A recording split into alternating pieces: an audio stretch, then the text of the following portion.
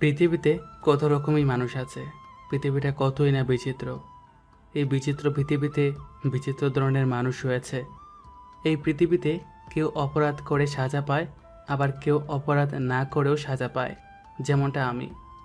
কি কিছু বুঝলেন না তো? গল্পের সাথে থাকলেই জানতে পারবেন। আমি ফারাবি, সেনাবাহিনীর একজন অফিসার পদের কর্মকর্তা। বর্তমানে আমি কঙ্গোতে আছি। আফ্রিকার এই ছোট দেশটায় আজ প্রায় 2 বছর ধরে আছি আমি। এই দেশের লোকেরা বড়ই উদার মনের মানুষ।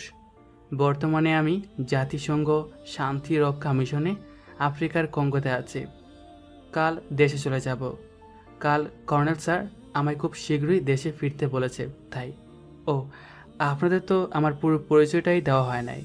আমি সেনাবাহিনীর মেজর পদে একজন অফিসার, অর্থাৎ আমি মেজর ফারাবি চৌধুরী। বাবা মা পরিবার থেকেও নেই, রয়েছে শুধু বংশের চৌধুরী নামটাই। বাকিটুকু গল্পের সাথে থাকলেই জানতে পারবেন। আপনাদের সাথে কথা বলতে বলতে কর্নেল স্যার ফোন দিল।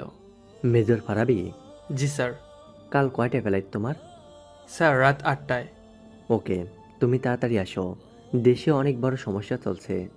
Okay sir. স্যারের সাথে কথা বলতে বলতে দেখি বিকাল 4টা বেজে গেছে। এমন সময় এখানকার লেফটেন্যান্ট কর্নেলের ডাক পড়ল। আসতে পারে sir? Yes please. Major Farabi reporting sir. Major Farabi, SRK বাজারে কিছু সন্ত্রাসী হামলা করেছে। Okay sir.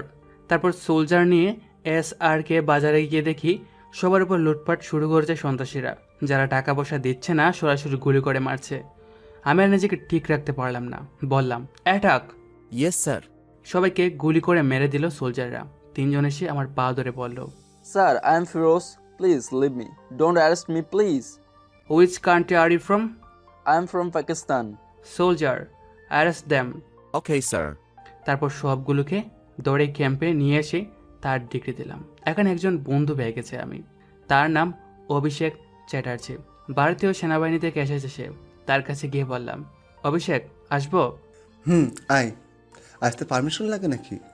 তবুও। আচ্ছা বল, হঠাৎ কি মনে করে আসা? বন্ধু, আমি কাল দেশে ফিরে যাচ্ছি।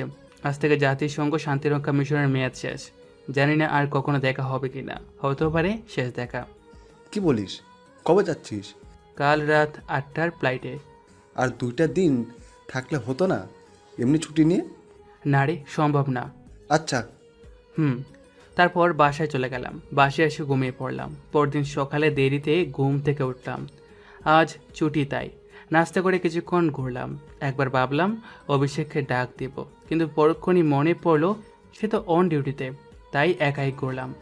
আপনজন বলতে এখানে অভিষেক ছাড়া আর কেউ নেই। জানতে চান অভিষেকের সাথে আমার পরিচয় কীভাবে হলো? চলুন তবে ঘুরে আসি সেই 2 বছর আগের কথায়। 2 বছর আগে গতকাল এসেছি দেশ ছেড়ে। কেউ নেই এখানে আপন বলতে। অবশ্য দেশই বা কে রয়েছে আপন, তারা তো থেকেও নেই।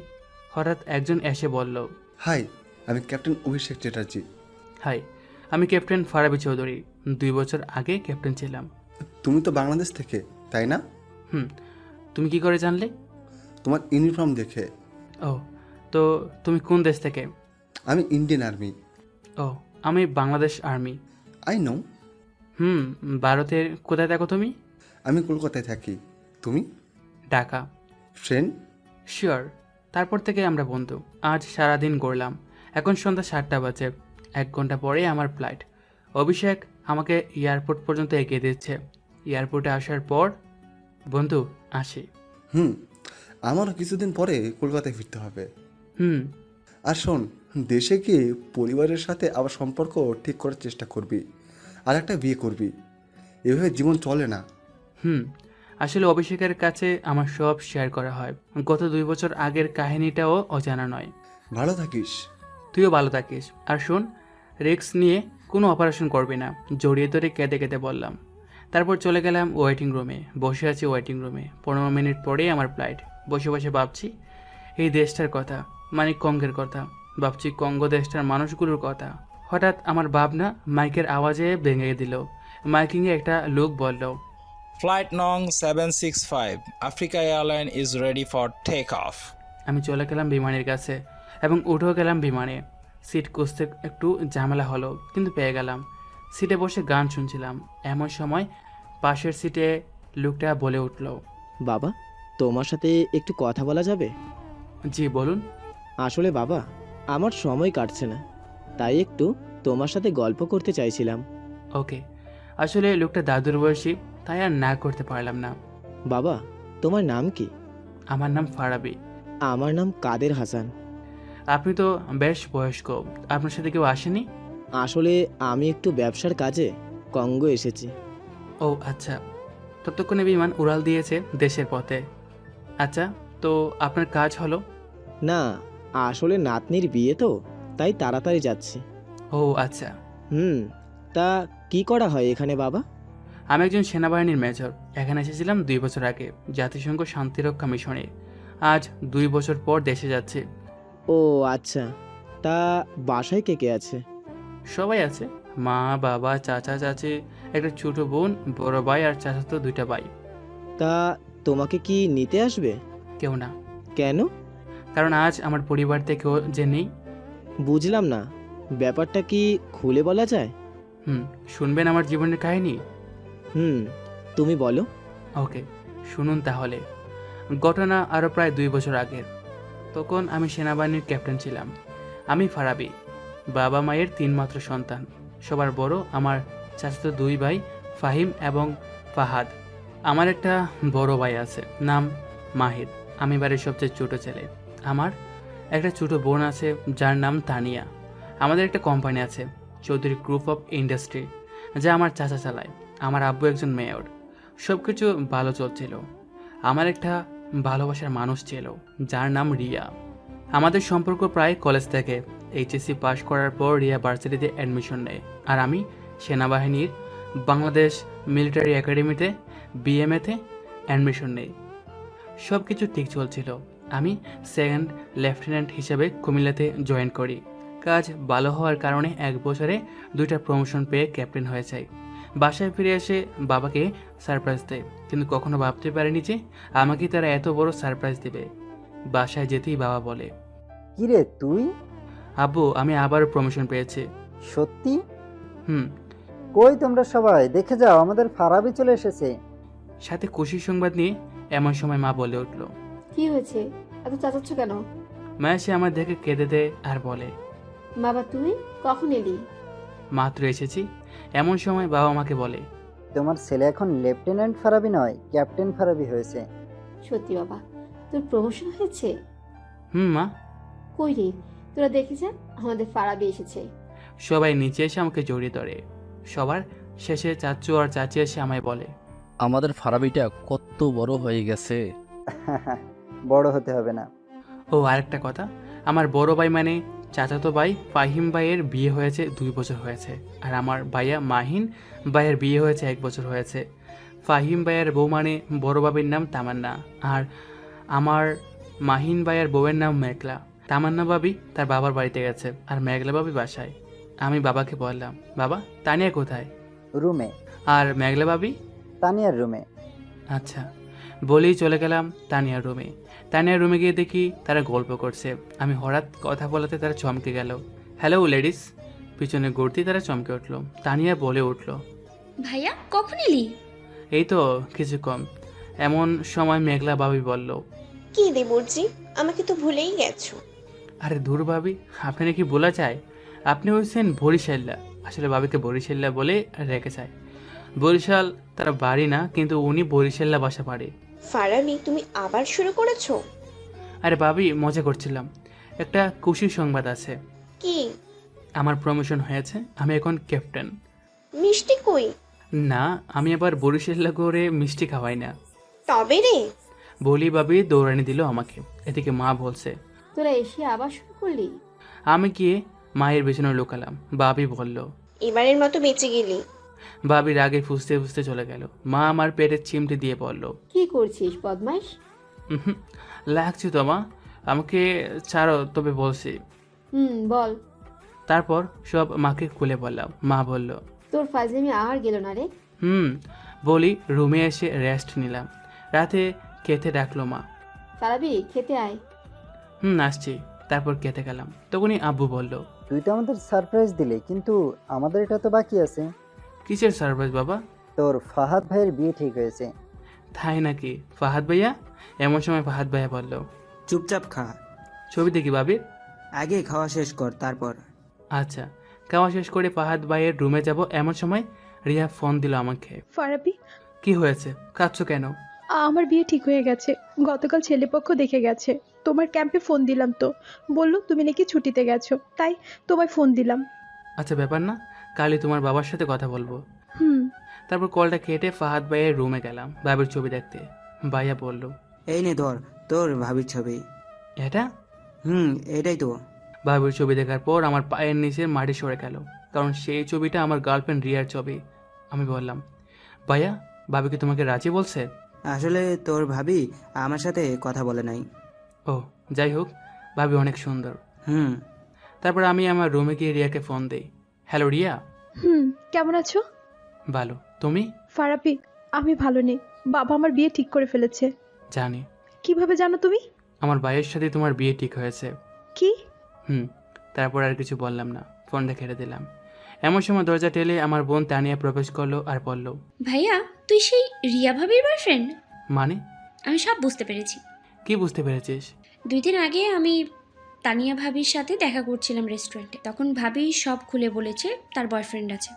বাসার সবাইকে বোঝাতে বলেছে, কিন্তু কখনো ভাবতে পারিনি তুই সেই বয়ফ্রেন্ড। কি করবি এখন? হয়তো তাকে বলে যেতে হবে। না, তা কি করে হয়? এছাড়া আর কোনো উপায় নেই। আমি সবাইকে বলে দিচ্ছি। একদম না, সবাই অনেক কষ্ট পাবে। কিন্তু? কোনো কিন্তু না। যা ভালো বুঝিস কর। তারপর তানিয়া চলে গেল রুমের দরজা ভালো করে লাগিয়ে দিলাম। তারপর শুয়ে পড়লাম, কিন্তু ঘুম আসলো না, যেন ঘুমানোর বৃথা চেষ্টা। কিছুক্ষণের মধ্যে রিয়ার সাথে কাটানোর স্মৃতিগুলোর কথা মনে পড়লো। সেই কলেজ লাইফ থেকে স্মৃতি রয়েছে, এত সহজে কি ভোলা যায়? এটা কি মুখের কথা? একটা সময় চোখের পানি চলে এলো, কেঁদে দিলাম। সারা রাত কাজের পর ঘুমিয়ে গেলাম। ঘুম ভাঙলো সকাল 11টায়। ঘুম থেকে উঠে ফ্রেশ হলাম। মা বলল, কিরে বাবা, এত দেরিতে ঘুম ভাঙলো যে? আসলে প্রতিদিন ট্রেনিংয়ের কারণে সকাল সকাল ওঠা লাগে, তাই আজ দেরিতে উঠলাম। ও আচ্ছা, নাস্তা খা। তারপর নাস্তা খেতে শুরু করলাম। নাস্তা শেষে রেডি হব এমন সময় মা বলল, কিরে বাবা, কোথায় যাচ্ছিস? কোথায়? একটু কাজ আছে তাই। ও আচ্ছা, যা। তারপর বেরিয়ে পড়লাম 4 সিজন রেস্টুরেন্টের দিকে। উদ্দেশ্য রিয়ার সাথে দেখা করা। গিয়ে দেখি রিয়া আগে গিয়ে বসে আছে। আমি গিয়ে বললাম, রিয়া। রিয়ার সাথে সাথে আমাকে জড়িয়ে ধরে কেঁদে দিল আর বলল, ফারাবি, আমি তোমাকে ছাড়া বাঁচবো না, প্লিজ আমাকে বিয়ে করে নাও। এটা হয় না রিয়া, তুমি আমার ভাইয়ের হবু বউ, মানে হবু ভাবি হতে যাচ্ছ। না, আমি তোমাকে ছাড়া কাউকে বিয়ে করব না। পাগলামো করে না Riya. I love you my sweetheart Farabi. I know, but this is not possible. আর কিছু বলবে? ভালো থেকো, আর এটা আমাদের শেষ দেখা। তুমিও ভালো থেকো। তারপর চলে এলাম বাসায়। বাসায় এসে কাঁদতে লাগলাম। তারপর নিজেকে বোঝালাম, কিছু কিছু জিনিস পরিবারের সুখ, পরিবারের হাসির দিকে তাকিয়ে বিসর্জন দিতে হয়। আচ্ছা, ভালোবাসা এত কষ্টে কেন? কেন তাকে পেলাম না? বিধাতা কেন আমায় বোঝে না? তিনি কি দেখে না আমায় আমি কতটা কষ্টে আছি?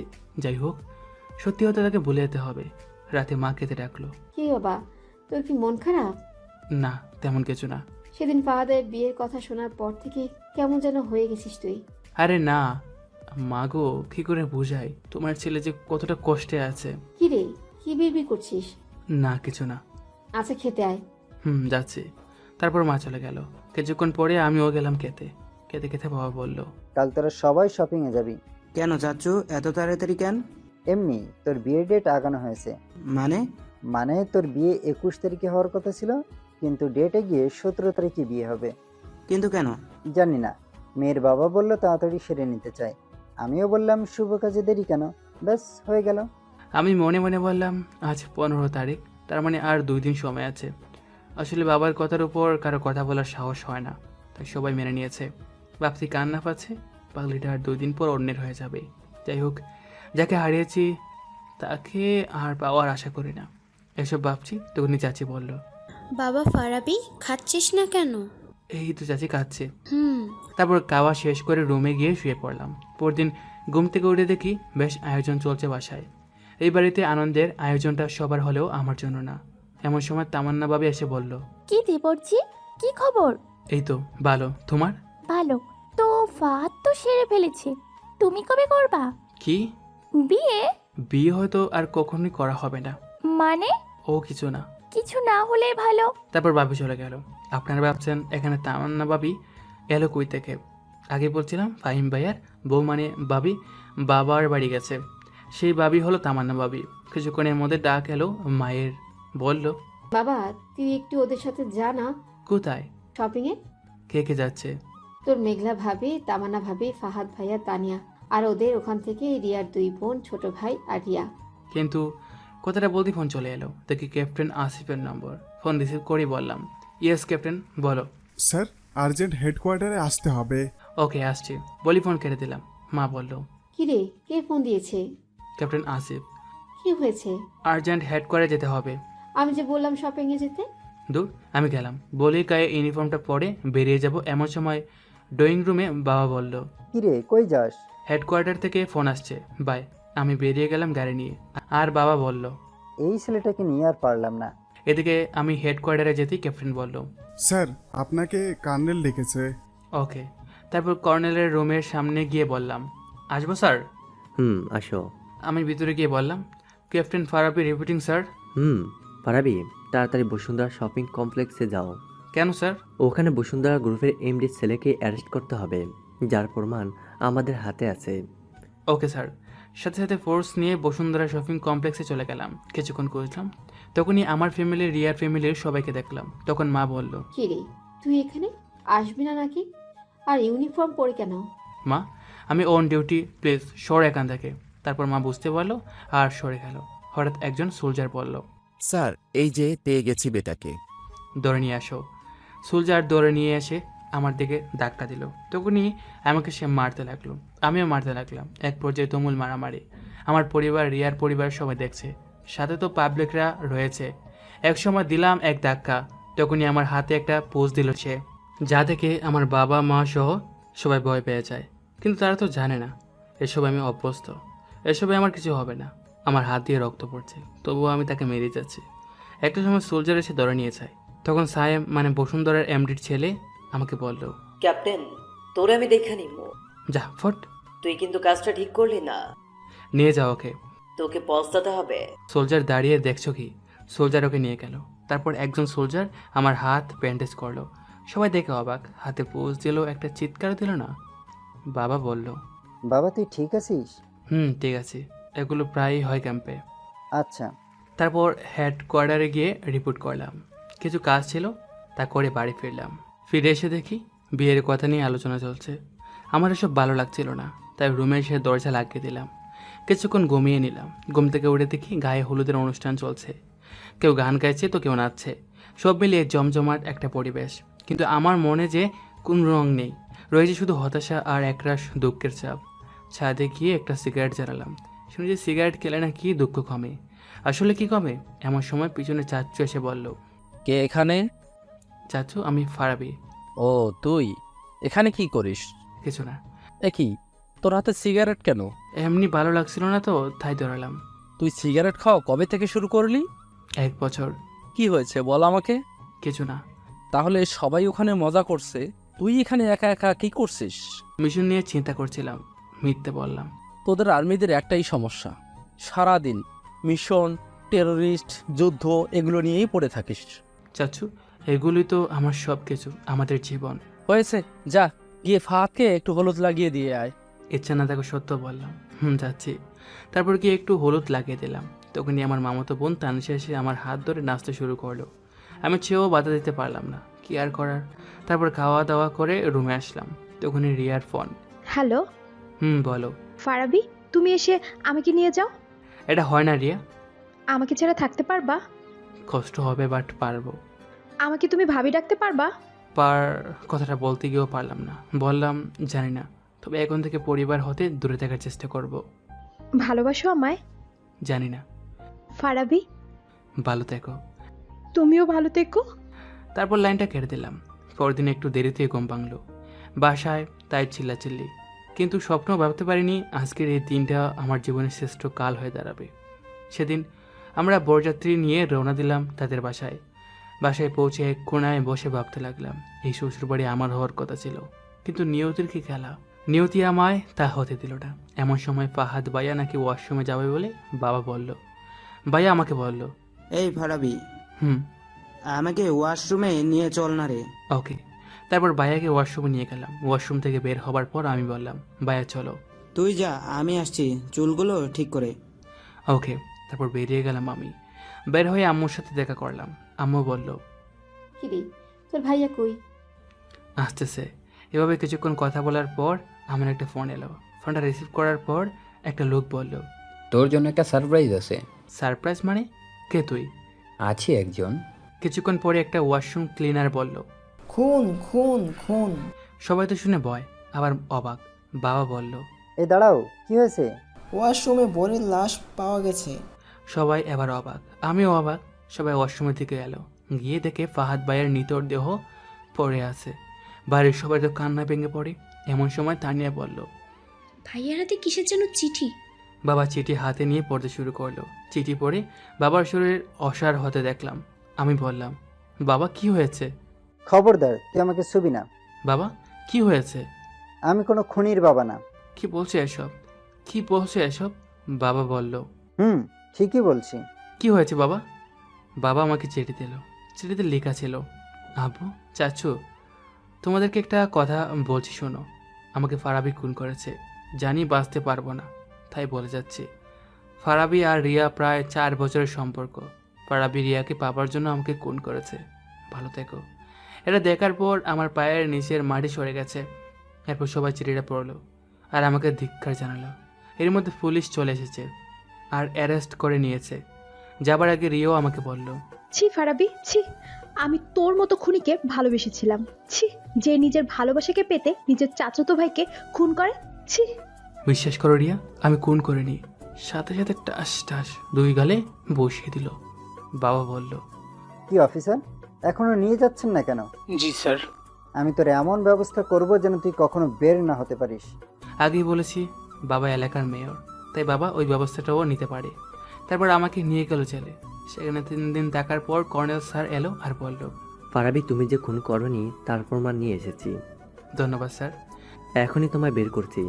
কিছুক্ষণ পরে আমাকে বের করে নিল। আমি কর্নেল স্যারকে বললাম, স্যার আমার চাকরিটা কি আছে?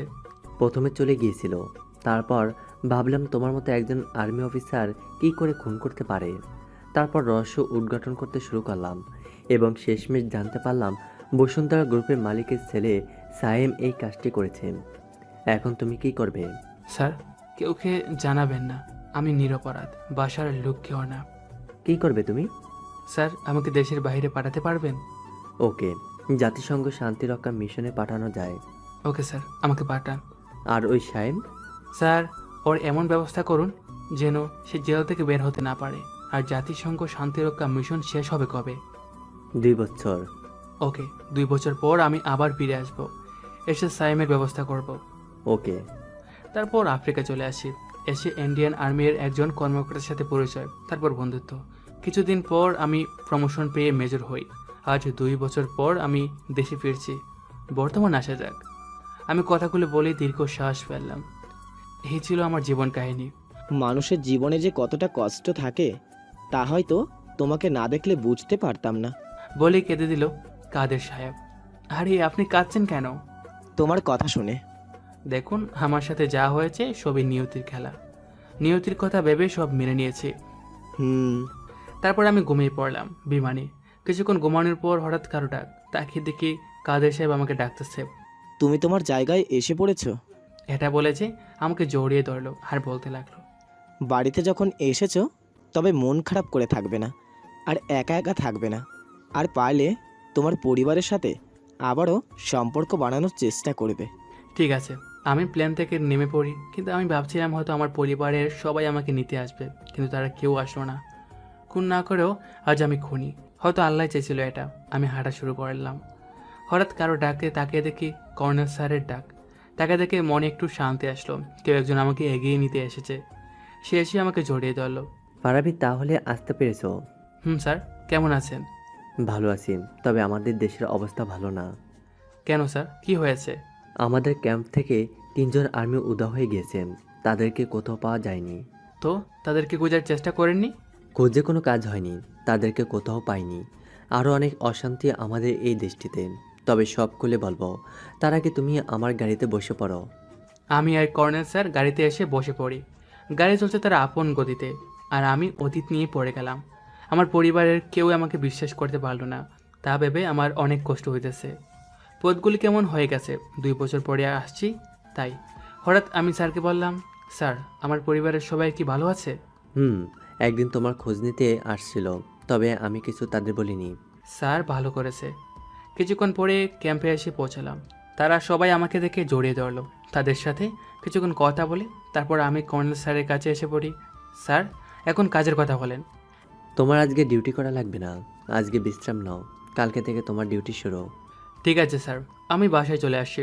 তারপর রিয়াকে নিয়ে ভাবতে শুরু করে দিলাম, হয়তো ওর বিয়ে হয়ে গেছে আর এখন সুখে সংসার করতে আসে। আমার কথা হয়তো তার মনেই পড়ে না, তবুও চাই সে যেন অনেক ভালো থাকে। এগুলো ভাবতে ভাবতে আমি ঘুমিয়ে পড়লাম। দুপুরবেলা ফোনের বাজনায় ঘুম ভেঙে গেল। তাকে থেকে আমার বন্ধুর কল। কিরে, আমাকে কি ভুলে গেছিস নাকি? না দোস্ত, তোকে বলবো কেন? তাই তো দেখি, নিজের দেশে গিয়ে আমরা একটা খোঁজ খবর নিলি না। ঘুমিয়ে পড়ছিলাম তাই নিতে পারিনি। এখন বল, তোর পরিবারের সাথে দেখা করেছিলি? না, তবে আমাকে ছাড়াই তারা অনেক ভালো আছে আর তাদেরকে তাদের মতোই থাকতে দেওয়া উচিত। তোকে বলছি না তাদের সাথে দেখা করতে? কি মুখ নিয়ে তাদের সামনে দেখা করবে বল? আমি তো তাদের কাছে একজন খুনি ছেলে। একজন খুনি ছেলেকে তারা কেউ মানবে না। তুই যেটা ভালো বুঝিস সেটা কর। ওর সাথে আরও কিছুক্ষণ কথা বলে ফোনটা কেটে দিলাম, আর তারপরে উঠে কিছু খেয়ে নিলাম। বিকালবেলা একটু রাস্তায় ঘুরতে বের হলাম। রাস্তায় হাঁটতে আসি আর আমার পরিবারের কথা চিন্তা করছি, আর ভাবলাম আজ একটু রিয়ার বাড়ি থেকে ঘুরে আসবো। ওকে অনেক দিন দেখি না, ওকে না দেখে আমার মন চটপট করতেছে।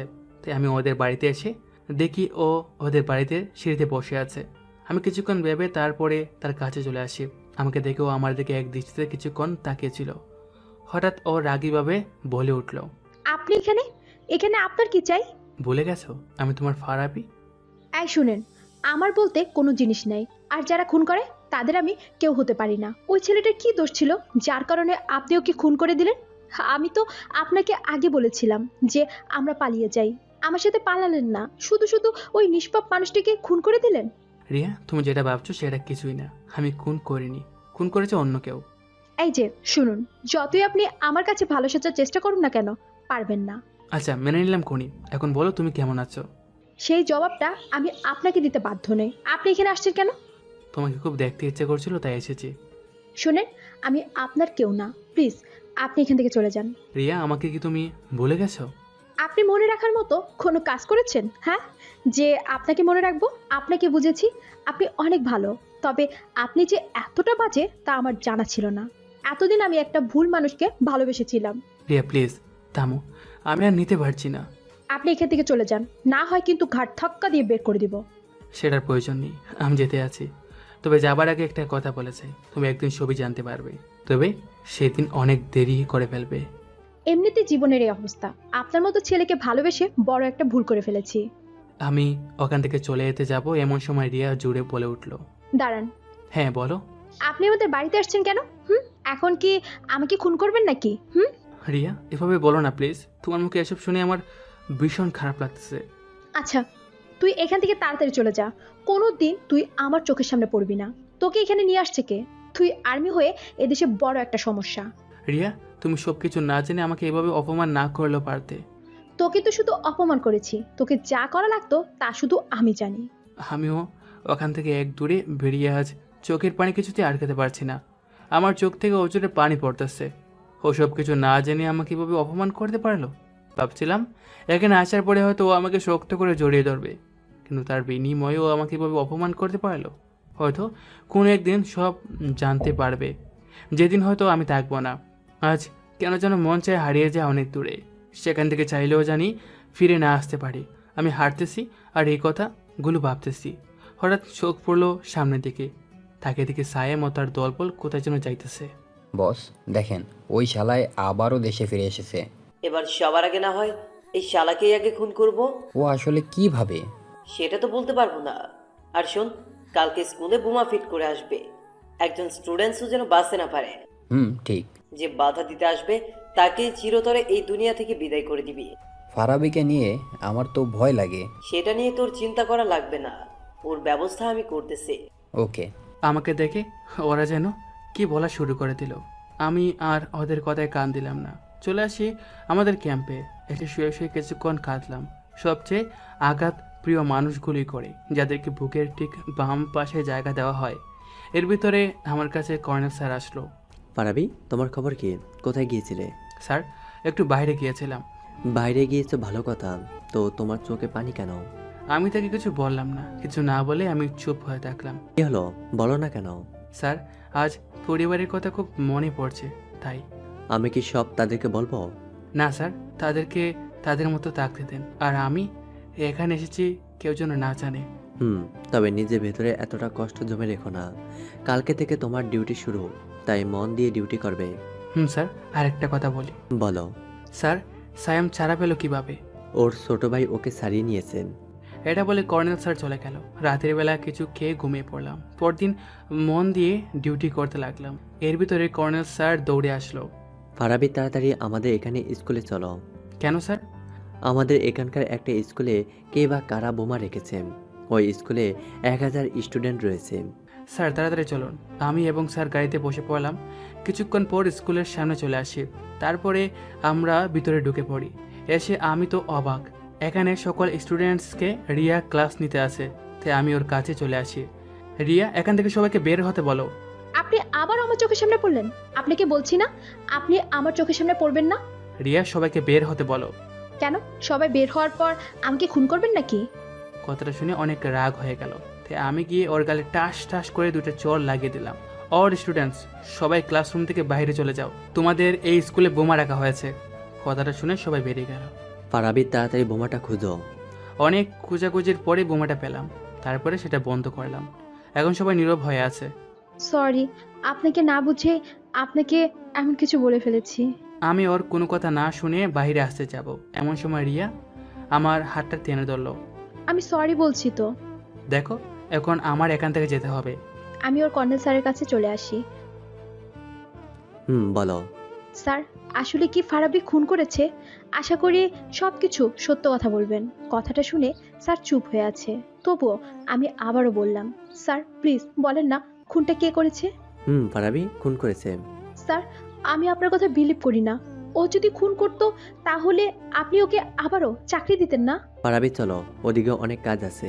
প্লিজ স্যার, আপনি আমার কথার উত্তর না দিয়ে কোথাও যেতে পারবেন না। আমি তো তোমাকে বলেই দিয়েছি যে ফারাবি খুন করেছে, তবুও কেন এমন করতে আসো? স্যার, আপনি কি চান না আমরা আবার একসাথে থাকি? এটা বলার পরে স্যার যেটা বলল, দেখো মিস রিয়া, খুনটা ফারাবি করেনি, খুন করেছে সায়েম। স্যার, এটা এতদিন আপনি বলেননি কেন? ফারাবি বলতে বারণ করেছে, তাই বলিনি। স্যার, আপনি একটু এখান থেকে সামনে যান, ফারাবির সাথে আমার কিছু কথা আছে। এটি বলার পরে স্যার চলে গেল। আমিও তার সাথে সামনে যাব। এমন সময় রিয়া আমার হাতটা খুব করে ধরলো। যাচ্ছ কোথায়? তোমার সাথে আমার কথা আছে। আমি খুনি, তাই খুনি ব্যক্তির সাথে আপনার কোনো কথা থাকতে পারে না। Farabi, I am sorry. এই শুনো, তোমার মুখে এই সরি বলা মানে না। আর তুমি আমাকে এখানে আটকে রেখেছো কেন? আমাকে কি আরো অপমান করতে চাও? না, তোমাকে আবারও ফিরে পেতে চাই। আমি তোমার কাছে ফিরে আসতে চাই না। সেদিন ফিরে যেতে চাইছিলাম, কিন্তু তার বিনিময়ে তুমি আমাকে অপমান করে তাড়িয়ে দিয়েছো। তোমার উপর আমার অনেক রাগ হয়েছিল, তাই তোমাকে এমন কথা বলেছি। আমার এখন যেতে হবে। কর্নেল স্যার ওখানে দাঁড়িয়ে আছে। আমি তোমাকে আজ কোথাও যেতে দিব না ফারাবি। আমি তোমাকে এখনো অনেক ভালোবাসি। তোমার জন্য আমি এখনো বিয়ে করিনি। সেটা আপনার ব্যাপার, আমার কিছু না। আমি আপনার কাছে খুনি, আর খুনি হয়ে থাকতে চাই। আমি এটা বলে স্যারের কাছে আসতে যাব, এমন সময় ও আমাকে জড়িয়ে শক্ত করে জড়িয়ে ধরলো। এই চারো, দেখো না এই স্কুলে কত মানুষ। তাতে আমার কিচ্ছু না। আগে বলো, তুমি আবার আমাকে ফিরিয়ে নিবে কিনা? আমি পারবো না। তাহলে আমি ছাড়বো না। আমি ওকে জোরে ধাক্কা দিলাম। তারপরে ওর গালের উপরে দুটো চড় লাগিয়ে দিলাম। আর শোন, আমাকে তুই বিশ্বাস করতে পারিস না, তো আমাকে ভালোবাসি কি করবি? তুই তোর মতো থাক, আমি আমার মতো থাকি। আমি ওর কাছ থেকে কর্নেল স্যারের কাছে চলে আসি। স্যার বলুন। যাব তো, বাট তুমি ওকে ফিরিয়ে নাও না কেন? স্যার, আমি পারবো না ওকে ওর মতো থাকতে দেন। এটি বলে আমি গাড়িতে বসে পড়ি। আর আজকে কথাটা ভাবতেছি, ওকে হয়তো চরমাটা ঠিক হয়নি। যাই হোক, ও যে আমাকে কতটা অপমান করেছে, তার বিনিময়ে কাউকে অপমান করলে তার কতটা খারাপ লাগে এখন একটু বুঝুক। আমি এক মনে এই কথাগুলো ভাবতেছি। এর ভিতরে কর্নেল স্যার বলল, পারাবি, আমি কি তোমার পরিবারকে সব কিছু বলবো? স্যার আপনি যদি কিছু বলেন তাহলে আমি আর আপনার এখানে চাকরি করব না। কেন? তুমি কি চাও না আবার তোমার পরিবারের সাথে একসাথে বসতে? স্যার তারা আমাকে ছাড়াই অনেক হ্যাপি আছে। তাদের এই হ্যাপি ফ্যামিলির ভিতরে আমার মতো খুনি ঢুকতে চায় না। তুমি যেটা বুঝো সেটাই করো, আমি আর তোমাকে বাধা দেব না। কিছুক্ষণ পরে গাড়ি নিয়ে আমাদের এখানকার ক্যাম্পে চলে আসি। তারপরে শুয়ে পড়লাম। এবারও শালার ফারাবি আমাদের সব প্ল্যান শেষ করে দিল। বস, ওরা জানলো কিভাবে? আমি তো তা কিছুই বুঝতে পারছি না। এবার ওদের সাথে নতুন খেলা খেলবো। কি বস? শোন, যেভাবেই হোক না কেন ফারাবির লাস্ট আমার সামনে চাই। বস, ওকে মারবো কিভাবে? ওদের ক্যাম্পে তো অনেকেই থাকে। এত সব আমি কিছু জানি না। তোদেরকে আমি 2 দিন সময় দিলাম। এর ভেতর ওর লাশ যদি তোরা না নিয়ে আসতে পারিস তাহলে তোদের এই পৃথিবীর মায়া ত্যাগ করতে হবে। ঠিক আছে। কি হয়েছে ভাইয়া? বোমাটা ঠিক সময় ফেটেছে তো? সব কিছু শেষ করে দিয়েছে ওই ফারাবি। এতদিন তো ভালোই চলছিল। যে আর্মি অফিসার আমাদের সাথে লাগতে আসছিল তাকেই তো শেষ করে দিয়েছিলাম। আর এখন ফারাবি এসে আমাদের সব কিছু শেষ করে দিল। বুঝেছি, এখন ওকেও শেষ করতে হবে। আমি সেটাই বলেছি ওদেরকে। আমি ঘুম থেকে উঠে গোসল করে নিলাম, তারপর খেয়ে নিলাম। বিকালবেলা অফিসের পুরনো ফাইল দেখতেছি। এর ভিতরে আননোন নাম্বার দিয়ে একটা ফোন আসলো। ধুর, কাজের সময় যে কে ডিস্টার্ব করে বুঝি না। ফোন রিসিভ করার পরে একটা মেয়ের কণ্ঠ ভেসে আসলো। হ্যালো ফারাবি, তুমি কোথায়? কে আপনি? আমি রিয়া। এই তুমি আবার কল দিছো কেন? আর তুমি আমার নাম্বার পেলে কোথায়? সব বলবো, তার আগে তুমি আমাদের বাড়িতে চলে এসো। আমি কাজ করতেছি, দয়া করে আমায় ডিস্টার্ব করবে না। তুমি যদি না আসো তাহলে বুঝবা আমি আজকেই শেষ। আমি এখন 5তলার ছাদের উপরে আছি। তুমি যদি না আসো তাহলে এখান থেকে ঝাঁপ মারবো। রিয়া পাগলামি করো না। তুমি একবার বলো যে আসবা না, তাহলে এক্ষুনি দিতেছি। আমি কিন্তু সব পারি। আমি আসতেছি, প্লিজ। ততক্ষণ এর ভিতরে তুমি কোনো পাগলামি করো না। 30 মিনিটের ভিতরে না আসলে যা করার আমি নিজেই করব। আমি ফোনটা কেটে রওনা দিলাম রিয়ার বাড়ির উদ্দেশ্যে।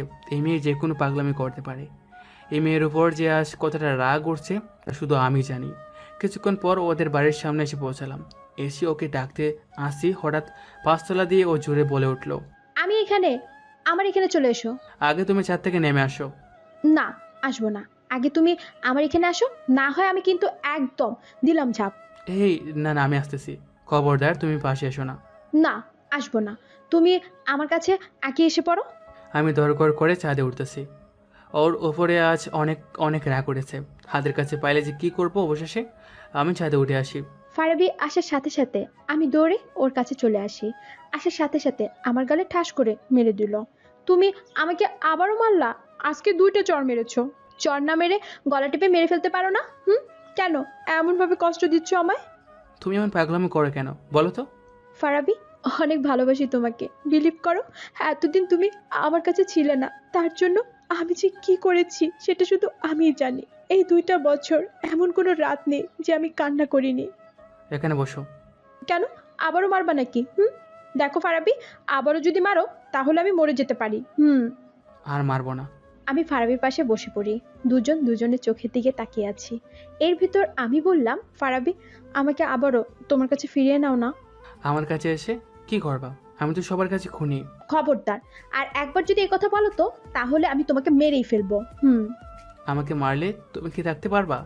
তাহলে মারবো না, আমার গলায় সারা জীবন ঝুলিয়ে রাখবো। আচ্ছা, আমি এখন আসি। অনেক কাজ রেখে এখানে এসেছি। আজ আমি তোমাকে কোথাও যেতে দিব না। আজ তোমার সাথে আমার অনেক কথা আছে। আমি এখান থেকে না গেলে তো কর্নেল স্যার আমাকে বকা দিবে। দেব না। ফারাবি, একবার বলো না যে আমাকে ভালোবাসো। ভালোবাসি। এটা বলার পরে আমি ফারাবিকে জড়িয়ে ধরলাম। এই দেখো কেমন পাগলামি করতেছো। বাড়িতে তোমার আব্বু আম্মু আছে, আমাকে যদি জড়িয়ে দড়িয়ে আছো এরা যদি দেখে তাহলে কি ভাববে? বাড়িতে আজ কেউ নেই, সবাই চলে গেছে নানু বাড়িতে। আজ যদি তুমি এখানে না আসতে আমি সত্যি সত্যি ছাদ থেকে ঝাঁপ দিতাম। আমার জন্য তুমি ঝাঁপ দিতে চাইছিলে কেন? এই তো কত অপমান করছিলা। তা তো রাগ করে। আমি ওকে জড়িয়ে ধরলাম। অনেকদিন পরে আবার দুজন একসাথে। কোনোদিন আশা করিনি যে ওকে আবার ফিরে পাবো। ফারাবি, আমাকে বিয়ে করবে কবে? কিছুদিন পরে। তোমাকে একবার হারিয়ে ফেলেছিলাম, আবার যদি তুমি হারিয়ে যাও তাহলে আমি কিন্তু এবার আর বাঁচবই না। আমি আর হারাবো না, সারা জীবন তোমাকে নিয়েই বাঁচবো। তাই যেন হয়। রিয়া, তুমি কি চাকরি পেয়েছো? তুমি চলে যাওয়ার পরে 1 বছর পরে আমি এই স্কুলটায় চাকরি পাই। ও আচ্ছা, আমি এখন আসি। রাতে ফোনে কথা হবে, কেমন? আর একটু আমার পাশে থাকো না।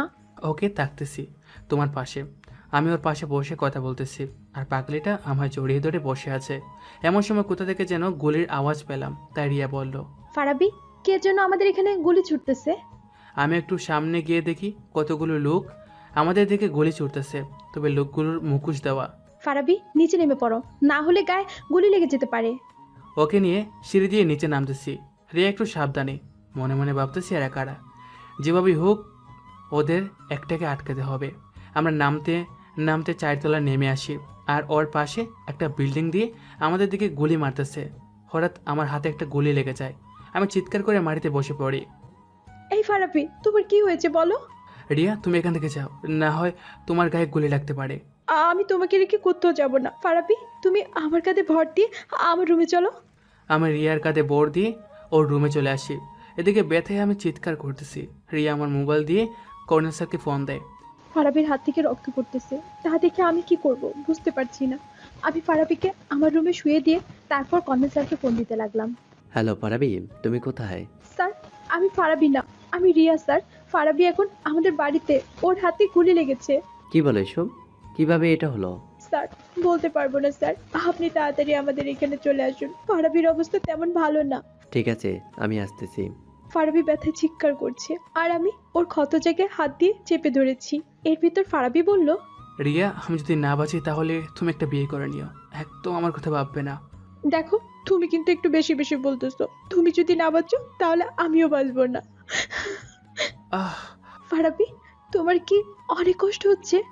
ফারাবি আর কিছু বলল না, তার আগে চোখটা বন্ধ করে নেয়। ফারাবি জ্ঞান হারায়, তা দেখে আমার হাত পা কাঁপছে।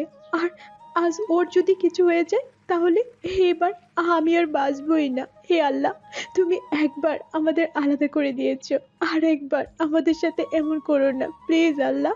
ও যেন কিচ্ছু না হয়। আমি শুধু ফারাবির মুখের দিকে তাকিয়ে আছি।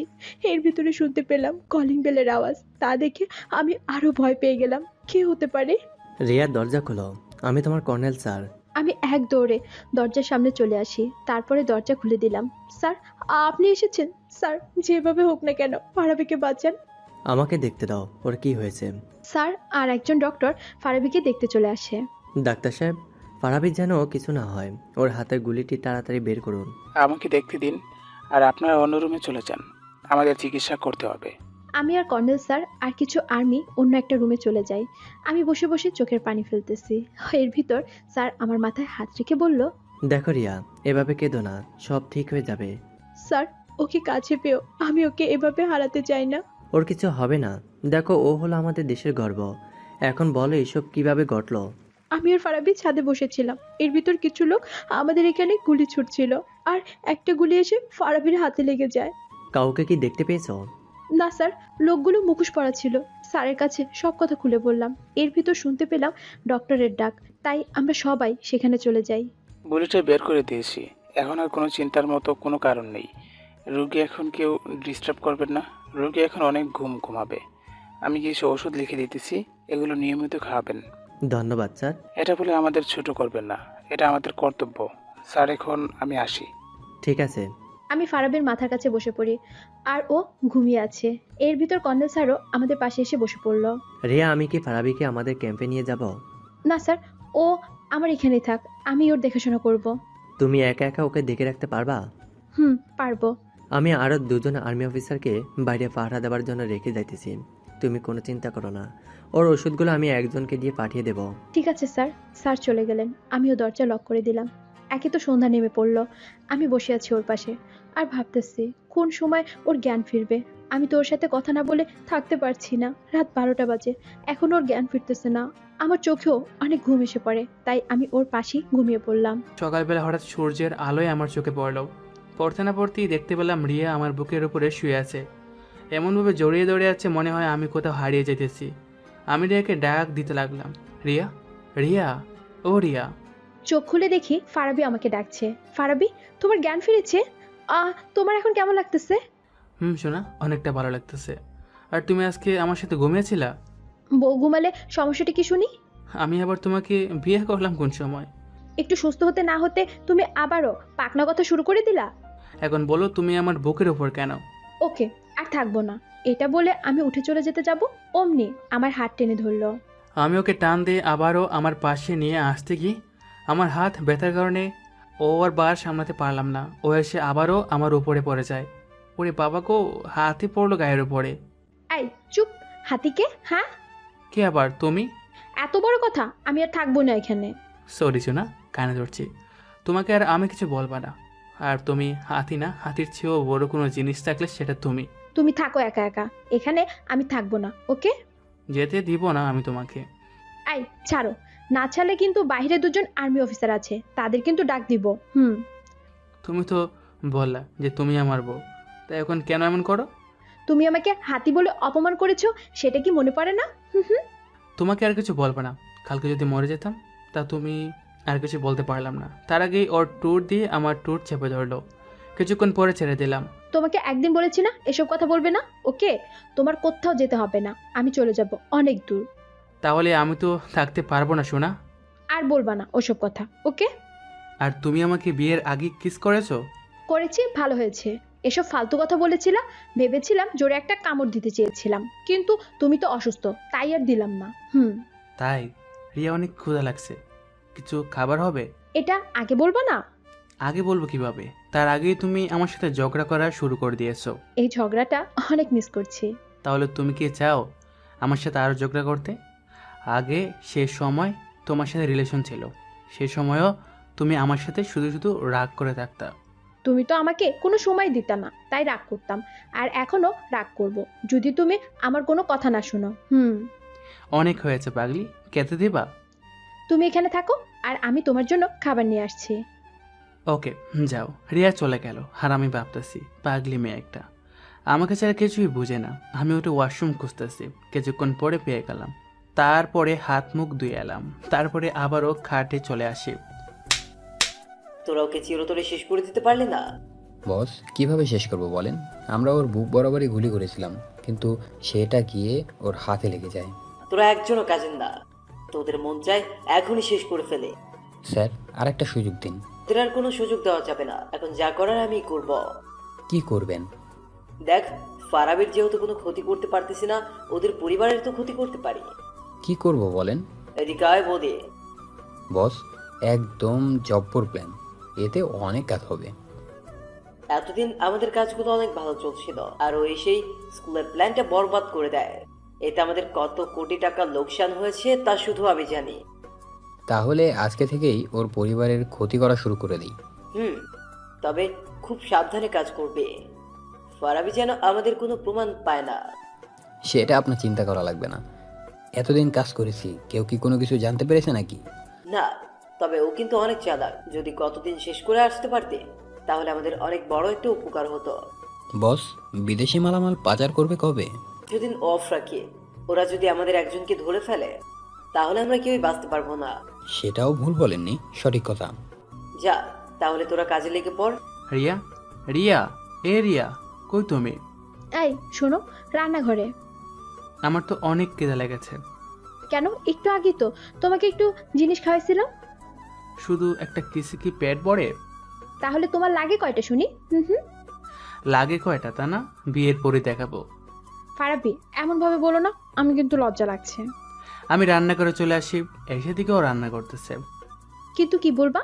তোমার বলে লজ্জা করে, তাই তো তোমার লজ্জা মাখা মুখ দেখতে আসলাম। তাই আর হাত দিয়ে এত নড়াচড়া করছো কেন? এখন তো আমি অনেক সুস্থ হয়ে গেছি। তা তোমাকে দেখলেই বোঝা যাচ্ছে কেমন সুস্থ হয়ে গেছো। অনেকটা। হঠাৎ চোখ পড়লো রিয়া দেখি ইউটিউব দেখে দেখে রান্না করতেছে, তা দেখে আমি আর হাসি আটকাতে পারলাম না। কি হয়েছে, এভাবে হাসছো কেন? তুমি এখনো রান্নাটাও শিখতে পারলা না? এই শোনো, একদম হাসবে না, আমি কোনো সময় রান্না করিনি, আজই প্রথম করলাম। তাহলে বিয়ের পরে আমি কি করব, না খেয়ে থাকবো নাকি? কেন, কিস খেয়ে থাকবা? কিসে কি কারো পেট পড়ে নাকি? ওকে, তাহলে ভালোভাবে রান্নাটা শিখে নেব। ফারাবি শোনো, কর্নেল স্যার ফোন দিতে বলেছিল। সেটা আমাকে আগে বললা না? মনে ছিল না, তাই। আমি রুমে চলে আসি, তারপরে স্যারকে কল দিতে লাগলাম। কিছুক্ষণ পরে রিসিভ করলো। হ্যালো রিয়া, বলো ফারাবি কি জ্ঞান ফিরেছে? স্যার, আমি রিয়া না, ফারাবি। ও, ফারাবি, এখন বলো কেমন লাগতেছে? স্যার অনেকটা ভালো। স্যার কালকে থেকে না হয় ডিউটি করা শুরু করে দেব। না থাক, কিছুদিন রেস্ট নাও, তারপরে শুরু করো। স্যার আমি এখন অনেকটা সুস্থ, মনে হয় কালকেই পুরোপুরি সুস্থ হয়ে যাব। না থাক, নর্মালে ফার্স্ট রেস্ট নিবা, ওকে? ঠিক আছে। আর শোনো, সময় পেলে আমি তোমাকে দেখতে আসবো। এদিকে অনেক কাজ পড়ে আছে তো, তাই। না স্যার, আশা লাগবে না, আমি সুস্থই আছি, আপনি ওইদিকে একটু সামলান। আমি এদিক দেখে রাখতেছি। আর শোনো একটা কথা। স্যার বলেন। তোমার উপর যারা হামলা করেছে তাকে তুমি কি চেনো? না স্যার, ওরা সবগুলোই মুখোশ পরা ছিল, যদি আমার হাতে গুলিটা না লাগতো তাহলে ওদেরকে দৌড়িয়ে ফেলতাম। ওকে, তুমি সুস্থ হও, তারপরে ওই ব্যাপারটা দেখতে আসি। কিছুক্ষণ পরে তার সাথে আর কিছুক্ষণ কথা বলে ফোনটা কেটে দিলাম। এর ভিতর রিয়া খাবার নিয়ে আসলো। এই নাও, খেয়ে নাও। হাতে তো ব্যথা, খাবো কি করে? তাহলে খাইয়ে দেওয়া লাগবে না নাকি? তাড়াতাড়ি খাওয়ানো শুরু করে দাও তো। ভাবছিলাম তুমি আমাকে খাইয়ে দিবা, কিন্তু সেটা আর হলো না, আমাকেই খাইয়ে দিতে হবে তাহলে। বিয়ে পরে না হয় তোমার বরটা তোমাকে খাইয়ে দেবে। তখন তো তুমি সময় পাবা না, সারাদিনই তো কাজে থাকবা। কেন, সারাদিন কাজ করব, আর রাতে তো সময় পাবো, তখন তোমাকে খাইয়ে দেবো। মনে থাকে যেন। আমি ফারাবিকে খাইয়ে দিতে আসি, আর ও আমার মুখের দিকে তাকিয়ে রয়েছে। এই তুমি খাও না কেন? আগে তুমি খাও, তারপরে আমি খেয়ে নেব। না, তুমি আমার সাথে খেয়ে নাও। আমি ওর সাথে খেয়ে নিলাম, তারপরে ওকে ওষুধ খাইয়ে দিলাম, তারপরে স্কুলে যাবার জন্য রেডি হচ্ছি। এর ভিতরে ফারাবি বলল, কই যাইতেছো? তুমি জানো না আমি স্কুলে চাকরি করি, সেখানে তো যাচ্ছি। তাহলে আমি একা একা থাকবো নাকি? সেটাও তো একটা কথা। এখন বলো তো কি করব? কোথাও যাওয়া লাগবে না, ওকে, তুমি আমার পাশে বসে থাকবা, ওকে? ঠিক আছে, যাব না। রিয়া এসে আমার পাশে বসে পড়লো। আমি গিয়ে মাথাটা ওর হাঁটুর উপরে রাখলাম।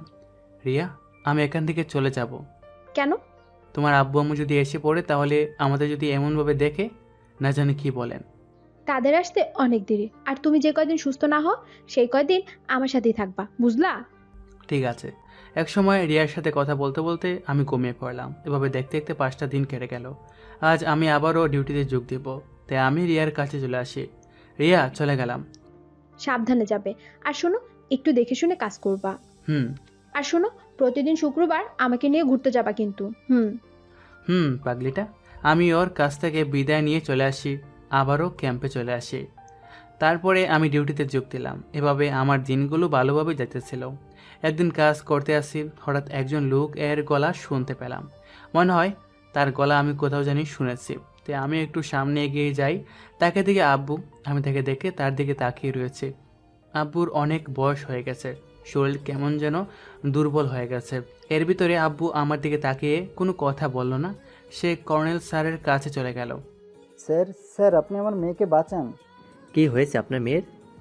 স্যার আমার মেয়েটা শপিং করে বাসায় ফিরছিল, এর ভেতরে কিছু লোক একে একটা গাড়িতে তুলে কোথায় যেন নিয়ে যায়। কথাটা শুনে আমি আব্বুর কাছে চলে আসি।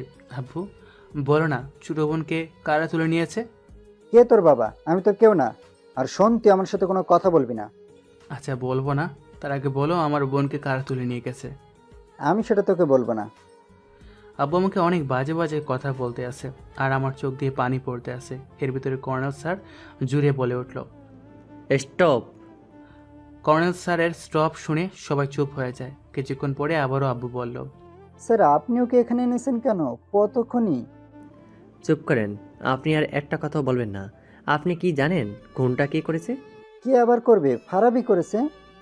আপনার ছেলে খুন করেনি, খুন করেছে অন্য কেউ। তারপরে কর্নেল স্যার সবকিছু আব্বুকে বলা শুরু করলো। সবকিছু শোনার পরে আব্বু এসে আমাকে জড়িয়ে ধরলো। বাবা আমাকে ক্ষমা করে দে, তোকে আমি ভুল বুঝেই কত কথা বলেছি। কি করছো আব্বু? বাবা ছেলেকে অনেক কিছু বলতে পারে, তার জন্য ক্ষমা চাওয়া লাগবে না। এখন বলো তানিয়াকে তুলে নিয়ে গেছে কারা? বলতে পারবো কে বা তারা।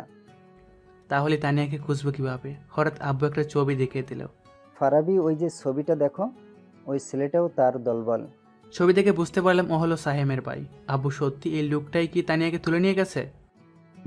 তাড়াতাড়ি চল, সময় খুব কম, না হয় তানিয়াকে ওরা ক্ষতি করে দেবে। কর্নেল, চলো, তানিয়াকে ওদের হাত থেকে বাঁচাতে হবে। চলো। আমরা এসে সবাই গাড়িতে বসে পড়ি। 4টা গাড়ি, আর্মিও আমরা। স্যার যেভাবে হোক না কেন ওদের আজ সবাইকে ধরতে হবে। আমাদের দেশের মানুষদের ওরাই ক্ষতি করতে চায়। তবে সাবধানে কাজ করতে হবে, ওরা কিন্তু অনেক আছে। সেটা আমি বুঝে নিব। কেন আমাকে এখানে নিয়ে এসেছেন? চুপ, তুই একটা কথাও বলবি না। তোর ভাই আমাদের সব প্ল্যান শেষ করে দিয়েছে। একবার তো খুনের অপরাধ দিয়েছিলাম। তাহলে এই খুন ভাইয়া করেনি? আরে না, খুন করেছিলাম আমি। তোর ভাইয়া বিনা দোষে শুধু পরিবারের কাছ থেকে অপদস্থ হয়েছে। আর এখন আমি তোকে নিয়ে আরেকটা খেলা খেলতে চাই। তোকে মেরে আবার তোর ভাইকে ফাঁসাতে চাই। কুত্তার বাচ্চা, এই আশা তোর কোনোদিনও পূরণ হবে না। হবে কি হবে না সেটা আমি জানি। ভাইয়া এখন কি করবা? ওকে শেষ করে দিব? একটা ছুরি দে আমার হাতে, এখনই ওকে চিরতরে শেষ করে দিয়ে। প্লিজ আমাকে মারবে না। তোকে না মারলে তোর ভাইকে কি করে ফাঁসাবো? গতবার তো প্রমাণ রেখে গিয়েছিলাম, এবার তোকে মেরে কোনো প্রমাণ রাখবো না। সেই ছুরিটা নিয়ে আমার দিকে আসতেছে আর ভয়ে আমার সারা শরীর কাঁপতেছে। তাহলে আজ চলে যেতে হবে এই পৃথিবীর মায়া ত্যাগ করে। আমার চোখ দিয়ে পানি পড়তেছে।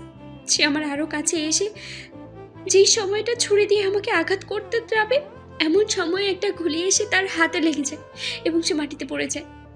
একজনও জায়গা থেকে নড়বি না। হারামির বাচ্চা, তাহলে আবারও তুই এসেছিস? এই, তোরা দেখছিস কি? ওদের শেষ করে দে। ওরাও আমাদের দিকে গুলি মারা শুরু করলো। আমি গিয়ে তানিয়াকে ছাড়িয়ে নিলাম। ভাইয়া কেমন আছো? আগে তুই বাইরে যা, না হয় তোর কোনো ক্ষতি হয়ে যেতে পারে। আব্বু বাইরে আছে, তার কাছে যা। ঠিক আছে। তানিয়া চলে গেল। এর ভিতরে কর্নেল স্যার বলল, ফারাবি খুব সাবধানে। আপনিও সাবধানে থাকবেন। আর যেভাবেই হোক না কেন, আজকে ওদের সবটাকে আটক করব। আমরাও একে একে ওদের গায়ে গুলি মারতেছি। কিছুক্ষণ পর ওদের দলবলদের সবাইকে শেষ করে দিলাম। এখন শুধু বাকি আছে সায়েম আর ওর ভাই। আমি গিয়ে ওদের দুই ভাইকে লাথি ঘুষি মারা শুরু করে দিলাম। এবারও তুই আমাদের সবকিছু শেষ করে দিলি। শুন, পাপের শাস্তি একদিন না একদিন ঠিকই বুক করতে হয়। আমি ওদের মারতে মারতে রক্তাক্ত করে দিয়েছি। এর ভিতরে কর্নেল স্যার আসলো আমার কাছে। ফারাবি ওদের আর মেরো না, আর নিজের হাতে নিও না। স্যার, মন চায় ওদের দুই ভাইকে বেলেট দিয়ে কুচি কুচি করে কেটে সাগরে ভাসিয়ে দেয়। তার জন্য আইন আছে, আর ওদের ফাঁসি হবে।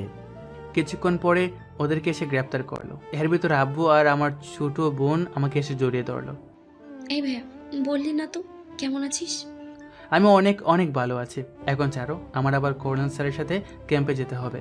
তুই কোথাও যেতে পারবি না, তুই এখন আমাদের সাথে বাড়িতেই যাবি। নারী খুনি ছেলের কোনো বাড়ি থাকতে পারে না। ভাইয়া আমি জানি তুমি খুন করনি। বাবা আমাদের সাথে ফিরে চল, তোর আম্মু খুব খুব অসুস্থ। আম্মুর অসুস্থর কথা শুনে বুকের ভিতর থেকে ব্যথা শুরু হয়ে গেল। আব্বু, আম্মুর কি হয়েছে? তুই চলে যাবার পরে তোর আম্মু খুব অসুস্থ হয়ে পড়ে, সারা দিন রাত শুধু তোর কথাই বলে। চলো, আমি আম্মুকে দেখতে যাব। স্যার, আমি একটু বাড়িতে চাই। যদি আপনি পারমিশন দেন তাহলে যেতে পারি। এতে পারমিশন দেওয়ার কি আছে? তুমি যাও। আর এখন থেকে আমাদের দেশটা অনেক নিরাপদ। ওদের যেভাবে হোক না কেন ফাঁসি দিয়ে দেব। ওরা হলো দেশের শত্রু। স্যার, ওদের কঠিন থেকে কঠিনতম শাস্তি দিন। আমি আর আব্বু আর তানিয়া রওনা দিলাম বাড়ির উদ্দেশ্যে। গাড়িতে বসে আছি আর আম্মু কথা চিন্তা করতেছি। এর ভিতরে আব্বু বলল, ফারাবি, আমার উপরে কি এখনো রাগ করে আছিস? না আব্বু, আমি কি তোমার উপর রাগ করে থাকতে পারি? আমি তোমার উপরে রাগ করিনি। কিছুক্ষণ পর আমি বাড়িতে এসে পড়ি। এসে দেখি আম্মু শুয়ে আছে। এই ফারাবির আম্মু, দেখো কে এসেছে। আমি কাউকে দেখবো? প্লিজ তুমি আমার ছেলেকে আবার আমার কাছে ফিরিয়ে এনে দাও। তুমি দেখো কে এসেছে। আম্মু তাকে দেখতে পেলো আমাকে। তে আম্মু উঠি আমাকে জড়িয়ে ধরলো। বাবা, তুই আবারও ফিরে এসেছিস, এটা আমি নিজের চোখেও বিশ্বাস করতে পারতেছি না। আম্মু এসেছি। এরপর দেখতে পেলাম চাচিও এসে আমাকে জড়িয়ে ধরলো। আমাদের কথা কি তোর একটু মনে পড়েনি? এতদিন তোমাদের কথা অনেক মনে পড়েছে, তবে আমি তো তোমাদের কাছে একজন খুনি। এটা বলার পরে আমার ছোট বোন বলল, চাচি জানো, ভাইয়া খুন করেনি, করেছে সায়েম। আমি জানতাম তুমি খুন করনি। আমি তাদের কাছ থেকে কিছুক্ষণ কথা বলার পরে বললাম, আমার এখন যেতে হবে। তুই কোথায় যাবি? আমি তোকে আর কোথাও যেতে দেব না। আমার কাজ আছে ক্যাম্পে। প্লিজ বাবা, আমার পাশে তুই আরো কিছুদিন থাক। এটা বলে আম্মু কান্না শুরু করে দিল। তাই আমি দেখেই গেলাম তাদের সাথে। আরও কিছুক্ষণ কথা বলে আমি চলে আসি আমার রুমে। আজ অনেক বছর পরে আবারও আমার বিছানায়। আমার পরিবারকে মনে হয় আমি আবারও ফিরে পেয়েছি। আমি শুয়ে শুয়ে কথাগুলো ভাবতেছি। এর ভিতরে রিয়ার কল, তাই রিসিভ করলাম। এই যে, আমাকে কি ভুলে গেছো? আমার পাগলি বউ। কেন বলবো? এই, একদম আমাকে বউ বলবা না। তুমি তো আমার একটা খোঁজও নিলা না। শোনা, একটু বিজি ছিলাম তাই তোমার খোঁজ নিতে পারিনি। তুমি এখন কোথায় আছো? আমি বাড়িতে আছি। তুমি একটু পার্কের কাছে আসতে পারো? তোমার সাথে কিছু কথা আছে। ওকে, তুমি আসো, আমি আসতেছি। কিছুক্ষণ পরে ফোনটা কেটে দিলাম, তারপরে রওনা দিলাম পার্কের উদ্দিকে। কিছুক্ষণ পরে এসে পৌঁছালাম। এসে একা একা বসে আছি, পরে দূর থেকে দেখতে পেলাম রিয়া আসতেছে। ও একটা নীল কালারের শাড়ি পরে এসেছে, দেখতে পুরো পরীর মতো লাগতেছে। ও এসে আমার পাশে বসে পড়লো। কি বলবা বলো, যার জন্য এখানে নিয়ে আসলাম? আগে তোমাকে একটু দেখি, তারপরে বলতে আসছি। কেন, তোমার কি চেহারা বের হয়ে গেছে নাকি? তা হবে কেন, তোমাকে আজ অন্যরকম দেখতেছে। বোঝা যায় যে তুমি ফারাবির বউ। আমি ফারাবের বউ না তো কার বউ শুনি? আমরা রিয়া শোনা, আমাকে সবাই আজ মেনে নিয়েছে, তাদের ভুল সবাই বুঝতে পেরেছে। সত্যি? তাহলে আমাকে বিয়ে করবে কবে? এই তো কিছুদিন পরে করব। ফারাবি, তাড়াতাড়ি করো, আমি যেন তোমাকে আর যেন না হারাই। আমি হারাবো না, সেটা ওই দিনই বললাম। ওই শুনো না। বলো। না বলবো না, বলতে আমার ভয় করে। না বললে কিন্তু আমি এখন রেগে যাব। তোমাকে একটু জড়িয়ে ধরবো, কথাটা আমি অন্যদিকে ঘুরে বললাম। ওরে আমার লজ্জাবতী বর রে। আমি ওর মাথাটা আমার দিকে ফিরালাম। শোনা, জড়িয়ে ধরবে, এত পারমিশন নেওয়া লাগবে কেন শুনি? তবু এর আগে রিয়া এসে আমাকে জড়িয়ে ধরলো, আর আমিও ওকে জড়িয়ে ধরলাম। এভাবে কিছু সময় রেখে ছেড়ে দিলাম। এই শোনো, আমাকে জড়িয়ে ধরতে কি তোমার ভালো লাগে না? কেন? এই যে একটু সময় জড়িয়ে ধরে ছেড়ে দিলা, তাই। এখানে তো অনেক মানুষ, তাই তাড়াতাড়ি ছেড়ে দিলাম। জানি আমি। কি যেন শুনি? বলবো না। ওকে, না বলে থাক, চলো বাড়িতে যাব। এত তাড়াতাড়ি কিসের বলো তো? বাড়িতে কি বউ রেখে আসছো নাকি? বউ রেখে আসবো কেন, বউ তো আমার পাশে আছে। তো বাড়ি যাওয়ার জন্য এত তড়িঘড়ি কিসের? বাড়িতে গিয়ে বিয়ের ব্যাপারে কথা বলবো, তাই। ঠিক, চলো। রিয়ার বাসা পর্যন্ত এগিয়ে দিয়ে এসে আমি আমার বাড়িতে চলে আসি, তারপরে আম্মুর কাছে চলে আসি। কি বাবা, কিছু বলবি? বলবো। তুমি বুঝলা কিভাবে? তোর মুখ দেখেই বুঝে গেছি, এখন বল কি বলবি। আম্মু তোমার ছেলেটা বিয়ে করতে চায়। এর ভিতরে তানিয়া এসে বলল। বিয়ে করবি শুধু কি আম্মুকে বলবি? আমাদেরও তো বলতে পারিস। ভাইয়া, রিয়া ভাবিকে বিয়ে করবি নাকি? রিয়া মানে কোন রিয়া? আম্মু, যার সাথে ভাইয়া বিয়ে ঠিক করেছিল ওই মেয়েটা। তোমার ছেলের সাথে রিয়া ভাবির আগেই সম্পর্ক ছিল। আমি তো কিছুই বুঝতেছি না, ভালো করে বল তো। তারপরে গড়ে যাওয়া সব কিছু মাকে বলা শুরু করলাম। আম্মু এখন বলো, তুমি এই বিয়েতে মত দিবা কি না? তোর আর কিছু বলা লাগবে না, আজকেই রিয়াকে দেখতে যাব। ঠিক আছে, আর আব্বুকেও আমাদের বাড়িতে সবাইকে জানিয়ে দিও। এটা বলে আমি চলে আসি আমার রুমে। বিকালবেলা আম্মু আমার পরিবারের সবাই রিয়াকে দেখতে গেল, শুধু আমি বাড়িতে থেকে গেলাম। সন্ধ্যার আগে তারা সবাই চলে আসে। কিছুক্ষণ পরে তানিয়া আসলো। ভাইয়া, বিয়ে তো ঠিক করে এসেছি, এখন বলো আমাকে তুই কি দিবি? কেন, বিয়ে ঠিক করে আসলে কি কিছু দিতে হয় নাকি? তুই অনেক কিপটা ভাইয়া আমার। এটা বলে চলে গেল, আর সাথে আমাকে চিমটি দিয়ে দৌড় দিল। শয়তানটা, তোকে হাতের কাছে পায়নি। আমি ঘুমিয়ে পড়লাম। সকাল সকাল সবার কাছ থেকে জানতে পারলাম আমার না কি সামনের মাসে বিয়ে ঠিক করে এসেছে। তাই আমি আমার সেই পুরনো বন্ধুকে কল দিতে লাগলাম। কিছুক্ষণ পরে ও রিসিভ করলো। কি রে শালা, ভুলে গেছিস? ওরে ভাই, তোকে কোনোদিনও কি আমি বলবো? তারপরে সব কিছু ওকে খুলে বললাম। ফারাবি, সত্যি আজ আমি অনেক খুশি হয়েছি, তুই তোর পরিবারের কাছে ফিরে এসেছিস, তাই।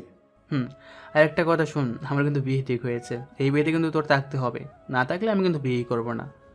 তোর কিন্তু আসতেই হবে। দোস্ত, এদিকে কাজের অনেক চাপ, জানি না আসতে পারবো কি না। ওইসব কিছু জানি না, তোর আসতেই হবে। ওকে, আসবো। তোর পরিবারের সবাইকে নিয়ে আসবি। ওকে। ওর সাথে আরও কিছুক্ষণ কথা বলে ফোনটা কেটে দিলাম। এভাবে আস্তে আস্তে বিয়ের দিন তারিখ গণিয়ে আসলো। এর ভিতরে অভিষেক ও আমাদের বাড়িতে এসে পড়লো। আজকে আমার বিয়ে, তাই বিয়েটা ভালো মতে হয়ে গেল। বিয়ের রাতকে কি যেন বলে, মানে হলো আজ আমার বাসর রাত। তাই আমি বাসর ঘরের ভিতরে ঢুকবো, এমন সময় কে যেন আমাকে টেনে ধরলো। এতে তারা কিসের বলতো? বউকে না দেখলে কি আর ভালো লাগে না? আরে তেমন কিছু না, রিয়া আমার জন্য বসে আছে তো তাই। বাসর রাতে কি কি করতে হয় সে সম্পর্কে কি ধারণা আছে? তুই না ফাজিল হয়ে যেতেছস। বারে, ভালো কথা বললেই আমি ফাজিল। এখন বল, আইডিয়াট আছে? আরে আমার আইডিয়া না থাকলেও আমার বউর আছে। আমার বউ না হয় সব কিছু শিখিয়ে দেবে। যা যা ভাই, তোকে আর আটকাবো না। আমি বাসুর ঘরে ঢুকতে যাব, সেই সময়ও আবারও বলল, দোস্ত ভালো মতো বিড়ালটা মারিস। এই শালা, মুখে কিছু আটকায় না। আমি রুমে চলে আসি। এসে দিকে রিয়া লাল বেনারসি পরে কাঠে বসে পড়লো। আমাকে দেখে ও কাঠ থেকে নিচে নেমে আসলো। এসে আমাকে জড়িয়ে ধরলো, তারপরে আমাকে সালাম দিল। জানো ফারাবি, এমন খুশি আমি কোনোদিনও হইনি। আজকে আমি তোমাকে জীবনসঙ্গী পেয়ে আজ অনেক খুশি আর অনেক সুখী। আমিও ওকে আমার বুকের সাথে চেপে ধরলাম। রিয়া, আমিও আজ অনেক সুখী তোমাকে আমার জীবন সঙ্গিনী হিসেবে পেয়ে। আমি আর রিয়া ঘাটে গিয়ে বসে পড়ি। এই শোনো, আজকে আমাকে একটু কোলে নিবা? ও শোনা, কুলে নিব কী করে বলো?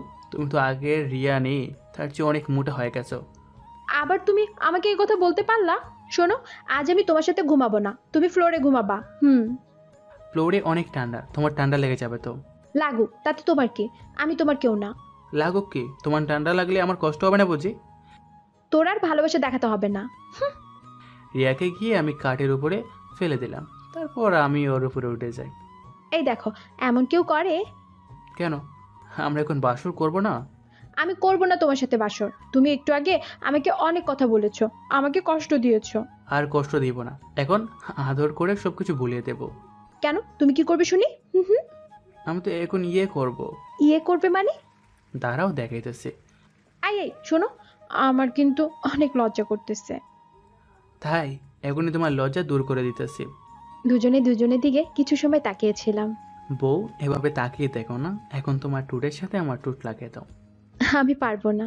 তোমার পারা লাগবে না, আমি দিতেছি। আমি গিয়ে ওর টুট আর আমার টুট এক করে দিলাম। রিয়া আর বাধা দিল না, আমার সাথে তাল মিলিয়ে গেল। এরপরে কি হবে সেটা আপনারা তো বুঝতেই পারছেন। শুধু এটাই জেনে রাখুন, বাকিটা ইতিহাস, পাতিহাস আর রাজহাঁস।